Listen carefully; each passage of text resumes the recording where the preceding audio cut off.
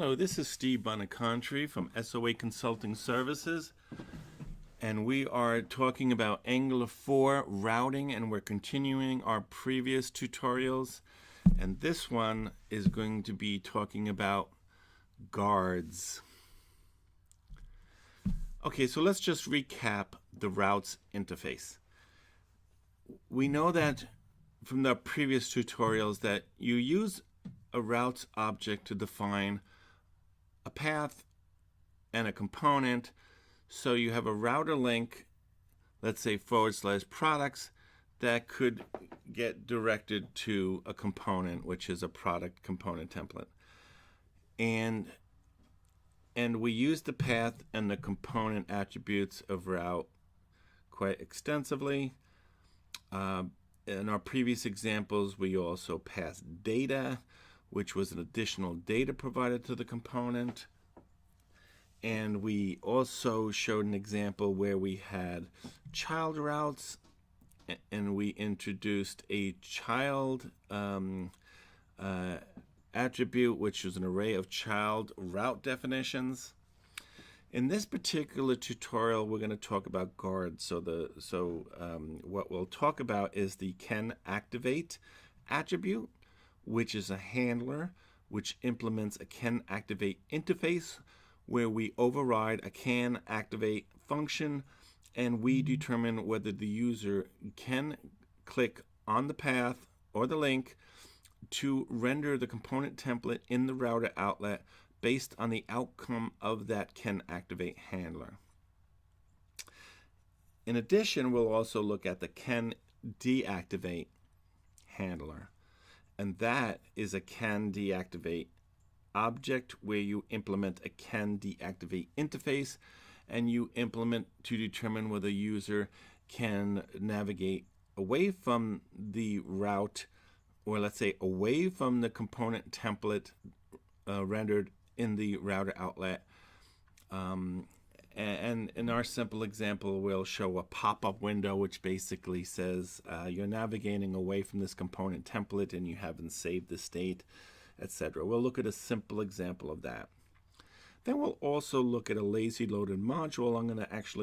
We're going to use this load children attribute to reference a lazy loaded child route. And so let's move on. Okay, so guarding routes. If you open a route only if a user is authenticated, or you open a route only if a user is authorized, if you navigate away from a multi-part form only if the current section contains valid data, if you want to remind the user about unsaved changes, there's different ways you can use routes or guarding routes, and these are some of the ways. So we're going to take a look at an authorized guard, which implements a canActivate interface, and an unsaved changes guard, which implements a canDeactivate interface. Okay, but there are guard interfaces, and one of them is canActivate to prevent navigation to a route. One of them is canActivate child, which can be used to prevent navigation to a child route. We have canDeactivate to prevent navigation away from a current route. We have a resolve interface to prefetch data before activating a route, and a canReload to prevent asynchronous routing. Pictorially, what does this mean? Okay, so we define a constant routes, which is a route's data type. It has a path, let's say billing. It has a component, billing component, and a canActivate authorized guard. So what this means is I'm defining a route with a billing link to a billing component template that we can render in a router outlet only if we're authorized to do so. So looking at the web page, I have an HTML document, and inside that I have a custom app root tag. This is my app component, and it is my root component, which is bootstrapped using the app module. And in that app component template, I have a route link to billing, and the user sees sales rep billing. And I also, when the user clicks on that billing link, I'm going to render a billing component inside my router outlet, the green markup fragment. So we know what the routing looks like. With the guard, it's just a little bit different, okay? With a guarded link, you basically go through a sequence of guards, and if they're all successful, then you route to the billing component template. So we can think of an authorized guard, or whether the user's authenticated or authorized or whatever. And we could have a user guard and make sure that only sales reps can view it, which in some sense is also an authorization guard, but just to give you an example, you can have multiple guards.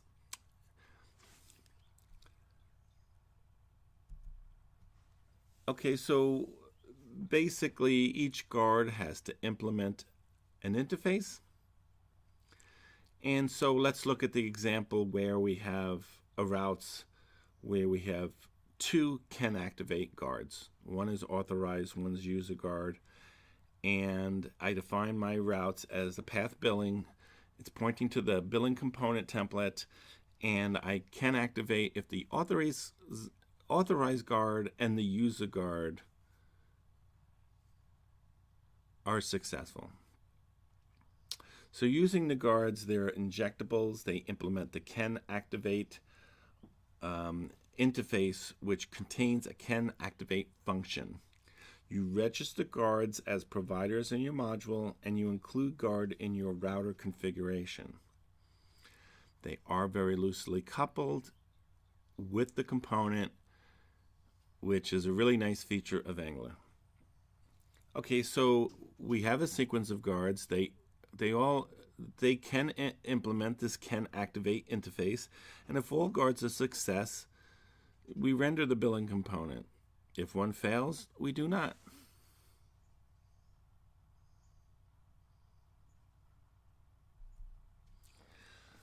Okay, guarding router dependency injection.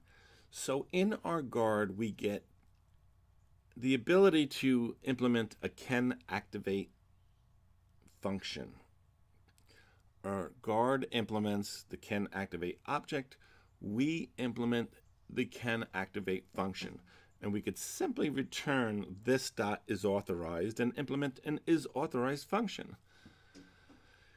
Now, what Angular does for us, it is injects these objects. One of them is called activated route snapshot, and the other one is router state snapshot. Activated route snapshot contains the information about a route associated with a component loaded in an outlet at a particular moment in time. It can also be used to traverse the router state tree. Okay, so what's in this object? We've used it before in other tutorials. We have the URL, we get access to our parameters, we get access to data, the component, etc.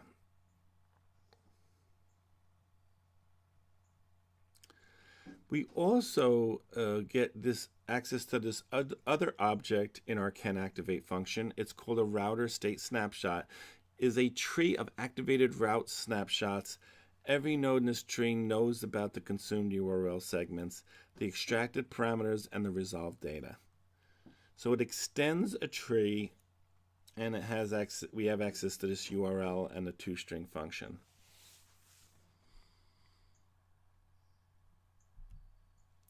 So let's take a look at some examples.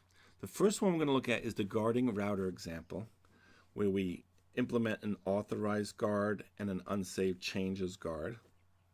And the other one we're going to implement and take a look at is this lazy loader router example, where we're routing to a component in a router outlet by lazy loading a module. And we do this for a number of reasons. One is the user might not navigate to that particular link in that particular router outlet component template. So we want to minimize our code, and at the same time we don't want the size of our code getting loaded into the browser unless we really need it. Okay, so let's look at the code.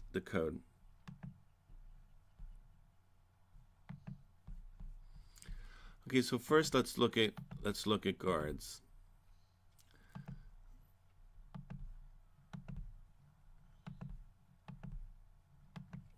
Okay, so our Angular, let me open up the project, open up the source.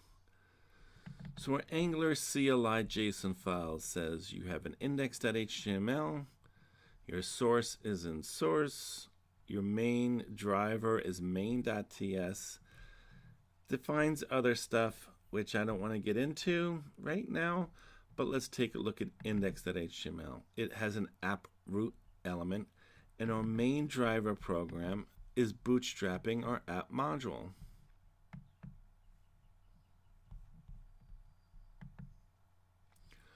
Our app module is importing a number of different things. ng module for the annotation, the browser module, the location strategy, the routes, the router module. We have some custom components, app component, home component, billing component, and then we also import our guards.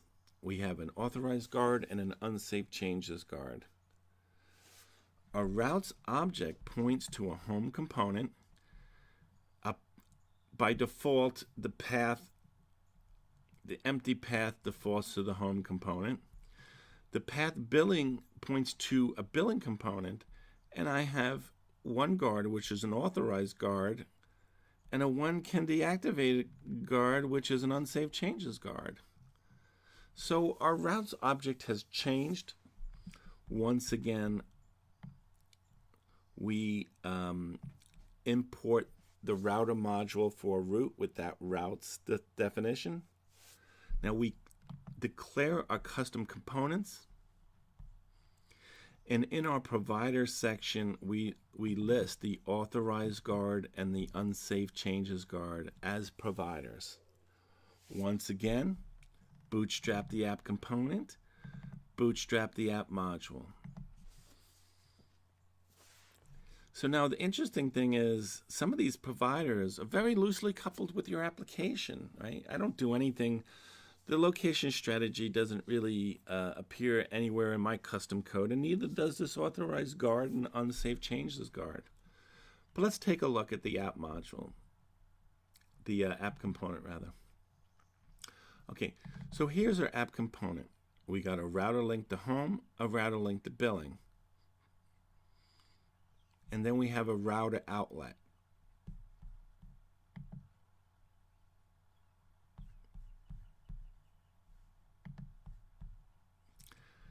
Okay, so the home component just basically says, I'm the home component, has an external style sheet, a selector of home.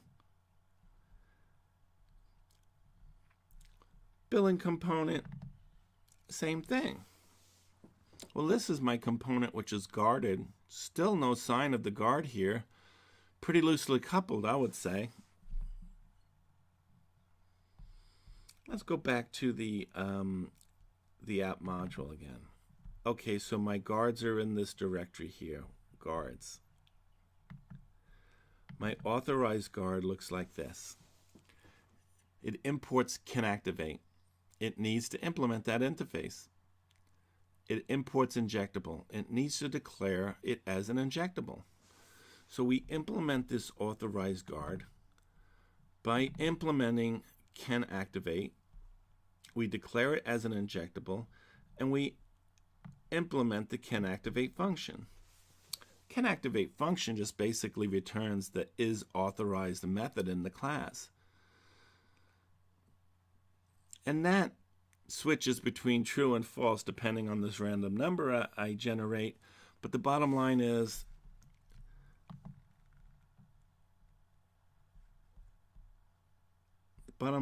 that we define this is authorized Boolean and we log it. We calculate it, we log it, and if the user is not authorized, we log the fact that the authorized guard has prevented the user from navigating to the billing page. The unsaved changes guard does something a little bit different. It implements, first of all, it imports the can deactivate, the injectable, and a billing component. It declares the unsaved changes guard as an injectable. It's something we've created and it implements a can deactivate generic billing component class. And the constructor gets a router injected into it in case we need it. We declare it as private. We declare this attribute as private, so the class TypeScript will implicitly create that underscore router attribute in the class in case we need it. And the can deactivate function, what we do is we do something very simple. We just pop up a window that says you have unsaved changes. Do you still want to leave? So let's take a look at the running code. Now, it's true that the billing component in the authorized guard was not tightly coupled to the billing component at all. And neither should this, but I couldn't get it to compile unless I used the generic data type here. So in Angular 2, I did not have to do this, and in Angular 4, I did. So we'll take a look at that at a later time. So then let's take a look at what happens here in my tool. Okay, so it looks like I've already hit on the 4200 port number, and I've rendered my app initially. By default, the home component gets rendered. And now when I go to billing, the authorized guard said user is not authorized and can't navigate to the billing page. Let's try it again. Authorization is true now, and I'm capable of navigating to the billing component. So let's go back home now. Oh, you didn't save your changes. Do you want to leave this form with this data? Well, this can be any type of warning, like this data is invalid, whatever. I'm going to say, yeah, now I'm back home. Let's go to billing again. I'm back at the billing component. Up, I need to save my data. Back to the billing component. You get the idea. Okay, so let's move on to the next example that we want to discuss. And that is the lazy loading module. So I'm going to terminate this. I'm going to go down to router lazy, I think I called it. I'm going to start it so we don't have to wait around for that. And let's go into the example, which is here.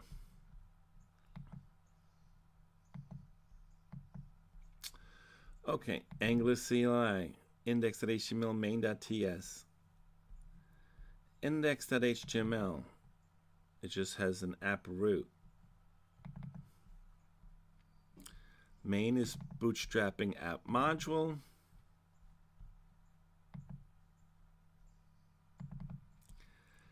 Now, app module has an app component, home component, product component, services component.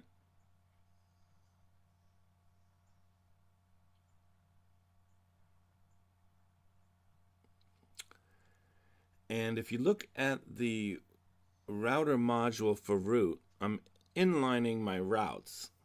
There's a path, default path, which goes to the home component template. There's a service path, which goes to a service component, a product path, which goes to a product component, and then there's this parts that says load children. This is your lazy loader. it's going to load a parts module. And that parts module is going to declare its own router, which will define the path to go to the parts component. Okay, now notice once again the declarations in this app module only include app component, home component, product component, and service component. There's no parts component in this particular module. And I'm bootstrapping the app module.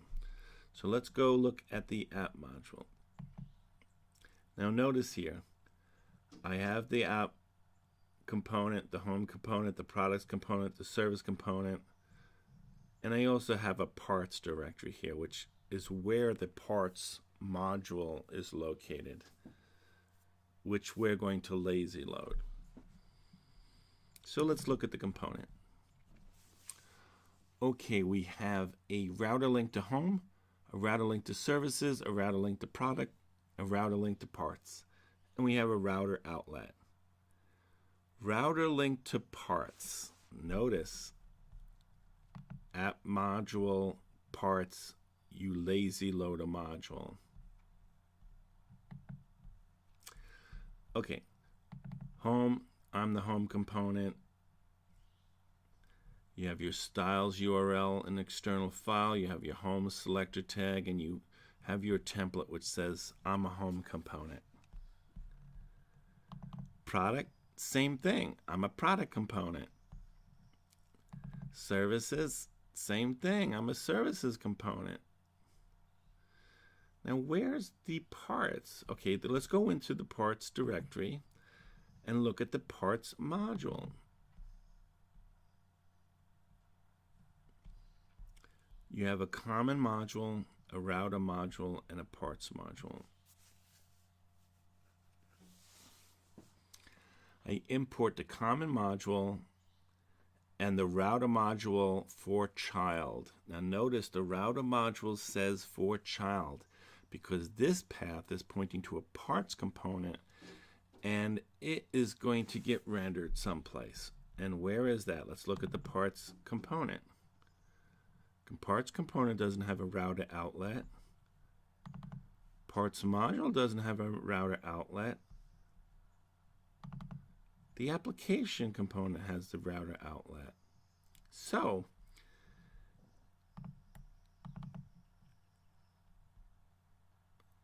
this router module for child is loading a path for that router outlet in a module that's getting lazy loaded. And notice I'm declaring my parts component.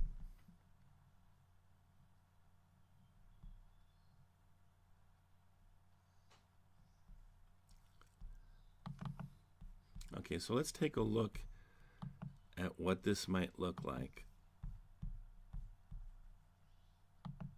Here's my home component.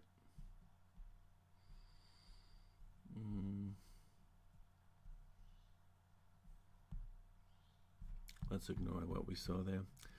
Here's my home component. Here's my services component. Here's my product component. Here's my parts component. Notice as soon as I clicked on it, it did take a little longer, and it says parts module is loaded. When I clicked in that parts link,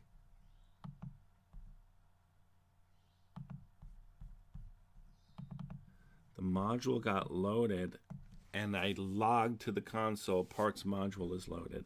And we did see a little bit of a delay.